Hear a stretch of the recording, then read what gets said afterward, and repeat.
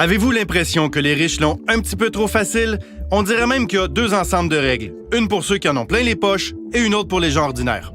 Rappelez-vous de Dracula. Avant de cacher son argent aux Barbades, il avait organisé tout un stratagème avec une équipe d'avocats et de fiscalistes. Non seulement ça lui permet de payer presque pas d'impôts, mais s'il se fait prendre, et seulement s'il se fait prendre car c'est rare, il n'a qu'à dire « je le savais pas » et éviter les pénalités. Quand les journalistes ont sorti l'affaire KPMG, Dracula était dans l'eau chaude, mais il n'avait qu'à appeler son armée d'avocats pour profiter d'une entente de pardon offerte par l'Agence du revenu grâce à son programme de divulgation volontaire. Il a dû payer ce qu'il devait à l'État, mais pas de pénalité, pas d'intérêt. Pendant ce temps, Mme Beauséjour, enseignante au primaire depuis 30 ans au Québec, gagne près de 70 000 par année. Quand son mari est décédé, elle est tombée en dépression et elle a produit son rapport d'impôt un an en retard.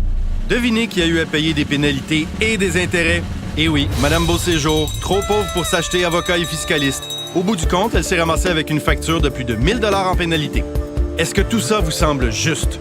Il est temps qu'Ottawa mette fin à ses passe-droits. Même les États-Unis ne pardonnent pas leurs fraudeurs. Ces derniers doivent payer des pénalités de près de 30 % dans des cas de divulgation volontaire. Au NPD, on refuse de rester les bras croisés devant les parasites comme Dracula.